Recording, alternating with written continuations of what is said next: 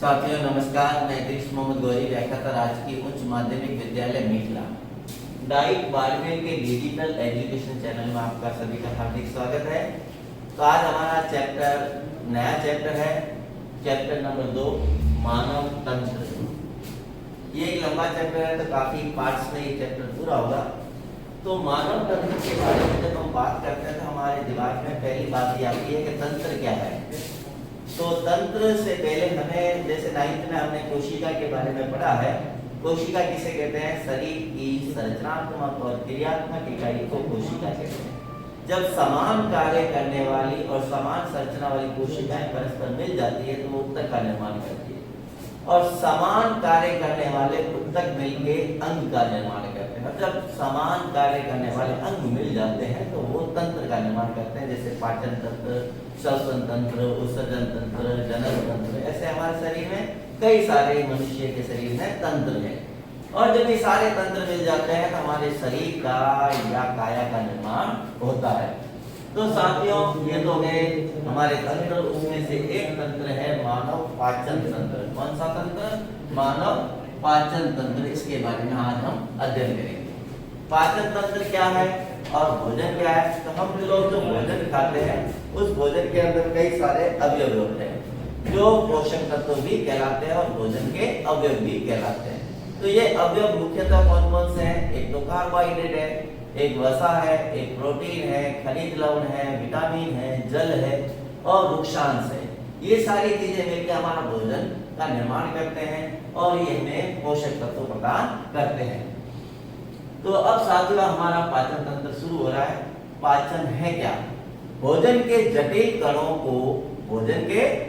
कणों को एंजाइमों के द्वारा सरल और स्वांगीकृत रूप में बदलने की क्रिया को पाचन कहते हैं, और पाचन की क्रिया जिस तंत्र में होती है उसे हम पाचन तंत्र कहते हैं।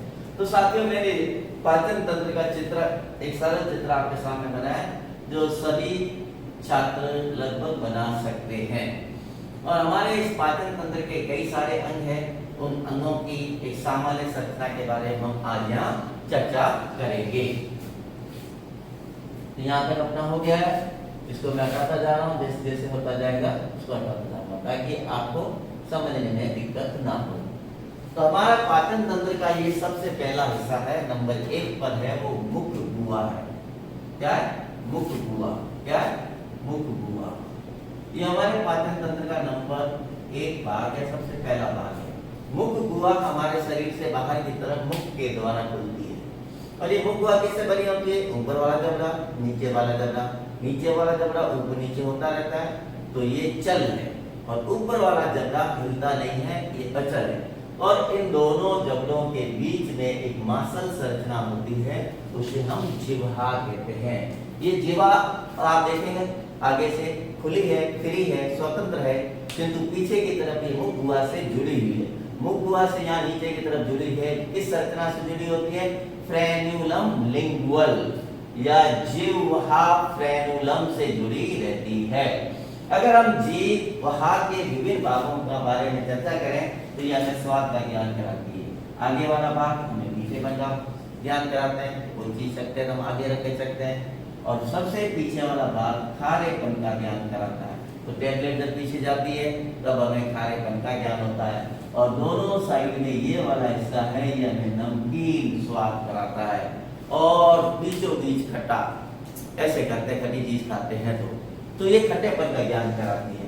तो जीवा के ऊपर स्वाद अंकुर होते हैं जो स्वाद का ज्ञान लेके संवेदी कोशिकाओं को हमारे मस्तिष्क तक पहुंचाती है। तो ये हो गई साथियों जीवा। उसके बाद दोनों जबड़े हैं, और दोनों जबड़ों के ऊपर दांत लगे होते हैं। तो तंत्र सूत्र है ICPMM 21 23, यानी ये आधे जबड़े का है। ऊपर जैसे कितने होते हैं? इंसिजन 2 का मतलब इसको डबल करना है क्योंकि पीछे मैंने गुणा किया। 4 इंसिजन सबसे आगे वाले, 4 दांत, 4 ऊपर और 4 नीचे इंसिजन होते हैं, यानी कि कृंतक होते हैं। ये कुतरने का काम करते हैं। फिर एक तीखा इधर और एक तीखा इधर, यानी 2 ऊपर और 2 नीचे रत्नक दांत होते हैं, जिनको हम इंग्लिश में कैनाइन कहते हैं। ये चीर फाड़ का काम करते हैं। तो ये मांसाहारियों में होते हैं। फिर उसके बाद प्रीमोलर या अग्रचर्णक 4 ऊपर और 4 नीचे होते हैं। 4 ऊपर और 4 नीचे, 2 इधर और 2 इधर, 4 हो गए, 4 इधर नीचे होते हैं। तो ये भोजन को चबाने का काम करते हैं। और लास्ट में 3 इधर और 3 इधर, यानी 6 ऊपर और 6 नीचे मोलर या च्वर्णक होते हैं। इसमें से इंसिजर दांत या कृंतक दांत बच्चे की 6 महीने की उम्र में आते हैं और रदनक दांत बच्चे की 16 से 20 महीने की उम्र होने पर आते हैं। प्रीमोलर या अग्रचर्णक है वो 10 से 15 साल की उम्र में आते हैं और मोलर है ये भी 10 से 15 महीने की उम्र में बच्चे में आ जाते हैं। अब हमारे दांत मिलते कहाँ हैं? हमारे दांत जबड़े के अंदर जो गड्ढा होता है उसके अंदर धसे रहते हैं। ऐसे दांतों को कहते हैं गर्त दंती दांत। तो मनुष्य के दांत कैसे हैं? गर्त दंती दांत, क्योंकि ये जबड़े के अंदर, गड्ढे के अंदर धसे रहते हैं। और हमारे दांत जीवन में 2 बार आते हैं, इसलिए इसको क्या कहते हैं? द्विबार दंती। यानी एक तो बचपन के दांत या दूध के दांत, वो जब दांत गिर जाते हैं तो दोबारा दूसरे स्थायी दांत आते हैं या परमानेंट टीथ आते हैं। हमारे दांत द्विबार दंती। और तीसरी बात, हमारे दांत कैसे हैं? विषम दंती, यानी सारे दांत संरचना में भी अलग है और कार्य में भी अलग है। तो हमारे दांत कैसे है? विषम दंती, क्योंकि संरचना और कार्य में भिन्न भिन्न है। तो साथ में ये हुआ हमारी मुख गुहा के 2 भाग, एक तो जीवा और दूसरा दांत। तीसरा भाग होता है लार ग्रंथियां, जिसके बारे में हम कल जब हम पाचन ग्रंथियों और पाचन के बारे में चर्चा करेंगे तब इसके बारे में चर्चा करेंगे। तो तीसरा भाग होता है लार ग्रंथियां। ये हमारी मुख गुहा हो गई। मुख गुहा में हम भोजन लेते हैं, दांतों को शाखा से चबाते हैं, लार मिलते ही भोजन अब आगे बढ़ेगा, उसको अपन यहाँ निगलते हैं। यहाँ निगलते हैं तो यहाँ हमारी ग्रसनी आ जाती है। क्या आ जाती है? ग्रसनी आ जाती है। इस ग्रसनी में आप देखेंगे 3 भाग, एक इधर नाक से होते हुए अंत नासा छिद्र यहाँ खुलते हैं। इधर वाला जो ग्रसनी का भाग है इसे नेसोफेरिंक्स या नासा ग्रसनी कहते हैं। और एक मुख से भोजन इधर आता है, इधर वाले भाग को ओरोफेरिंक्स या मुख ग्रसनी कहते हैं। और तीसरा ग्रसनी कंठ की तरफ होती है, उस ग्रसनी को लैरिंगोफेरिंक्स या कंठ ग्रसनी कहते हैं। तो ग्रसनी एक छोटी नलिकाकार संरचना होती है। इसके अंदर की तरफ श्लेष्मा कोशिकाओं का एक परत होती है जो श्लेष्मा स्रावित करती है। यहाँ कोई पाचन नहीं होता, ये भोजन को चिकना बनाती है ताकि भोजन निगला जाए। जहाँ ग्रसनी का अंत होता है, ग्रसनी 2 भागों में बंट जाती है। एक पथ है वो वायु मार्ग या वायु नली का निर्माण करता है और दूसरा भाग ग्रशिका का निर्माण करता है। यहाँ पर एक ढक्कननुमा संरचना होती है, इसे एपिग्लोटिस या घाटी ढक्कन कहते हैं। ये जब हम भोजन निकलते हैं तो ये श्वसन मार्ग को ढक के रखती है ताकि भोजन के कण फेफड़ों में नहीं जाए। तो कई बार हमारे घर वाले कह देते हैं अपन खाना खाते वक्त उलझ जाते हैं, कहते हैं याद कर रहा है। कोई याद नहीं कर रहा है, हमारा जो कंट्रोलिंग सिस्टम है उसमें गड़बड़ हो गई है। कुछ भोजन के कण है वो कहाँ चले गए? फेफड़ों की तरफ या श्वसन मार्ग में चले गए। तो श्वसन मार्ग के अंदर जो सीलिया या पक्षमार्ग होते हैं उस भोजन को वापस फेंकने की कोशिश करते हैं ताकि वो फेफड़ों तक नहीं पहुंचे और हमें सांस लेने में थोड़ी दिक्कत भी होती है और हम उलझ जाते हैं और लोग कहते हैं कि आपको कोई याद कर रहा है। तो साथियों हमारे पाचन तंत्र के 2 भाग हो गए, मुख गुहा, ग्रसनी। अब तीसरा है ग्रशिका। ग्रशिका एक 25 सेंटीमीटर लंबी नली है और बेलनाकार नली है। ये गर्दन से शुरू होती हुई वक्षगुहा से सीधा यहाँ पे डायफ्राम होता है, उसको पार करते हुए यहाँ उदर गुहा में आती है। ये इसके अंदर भी श्लेष्मा कोशिकाओं का आवरण होता है जो श्लेष्मा स्रावित करते हैं, जो भोजन के पाचन में तो उनका कोई रोल नहीं है, किंतु वो भोजन को चिकना करते हैं ताकि वो आसानी से आमाशय में चला जाए। तो साथियों हमारे पाचन तंत्र के 3 मुख्य अंग हो गए हैं, मुख गुहा, ग्रसनी और ग्रशिका। यहाँ तक हम कर चुके हैं। अब साथियों हम आते हैं आमाशय पर। चौथा भाग जो है हमारा आमाशय, ये उदर गुहा में बाईं ओर यानी लेफ्ट हैंड साइड की तरफ, इस साइड मेरे जैसे ये डायफ्राम के नीचे की तरफ होता है और इसमें आगे ग्रशिका खुलती है। जहाँ ग्रशिका खुलती है उस भाग को जठरागम भाग कहते हैं और बीच वाले भाग को फंडिक भाग कहते हैं। और इधर जहाँ से भोजन छोटी आंत में जाता है इसको कहते हैं जठर निर्गम भाग। इंग्लिश में आगे वाले को कहते हैं कार्डियक, बीच वाले को वही का वही फंडिक एंड तीसरे को कहेंगे पाइलोरिक।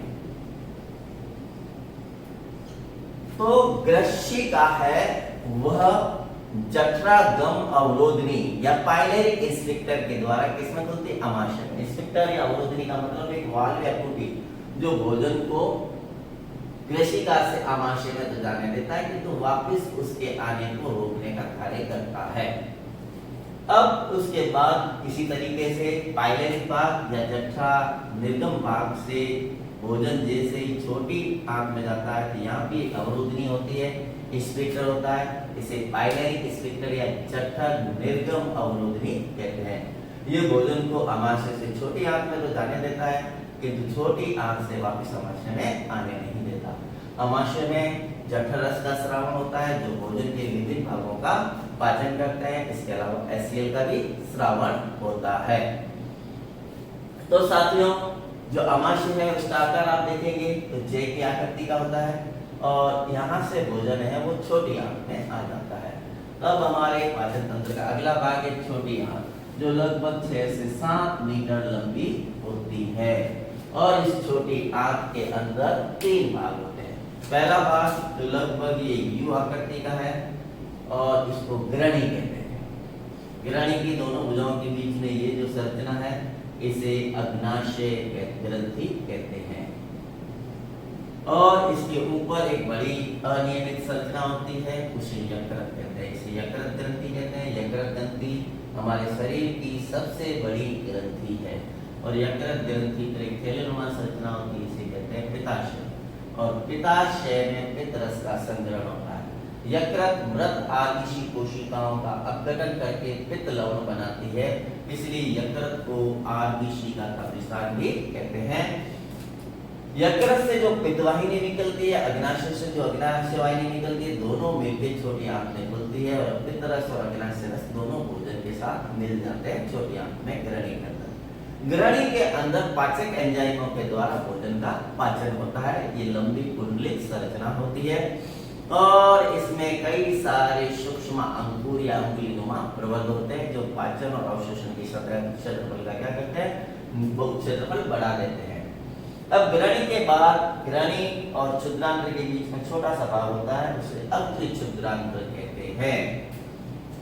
फिर तीसरा अग्र क्षुद्रांत्र के अंदर जो है आंतर कोशिकाएं होती है, एंटेरोसाइट कोशिकाएं होती है। वो क्या करती है? भोजन का पाचन करती है या अवशोषण करती है। वो पचित भोजन को अवशोषित करके सौंप लेती है।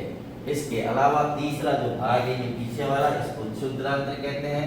यहाँ सामान्यतः कोई अवशोषण का कार्य नहीं होता या उन पदार्थों का अवशोषण होता है जो अग्र क्षुद्रांत्र में अवशोषित होने से रह गए थे, जैसे पित्त लवण और विटामिन या दवाइयाँ, वो उनका अवशोषण यहाँ होता है।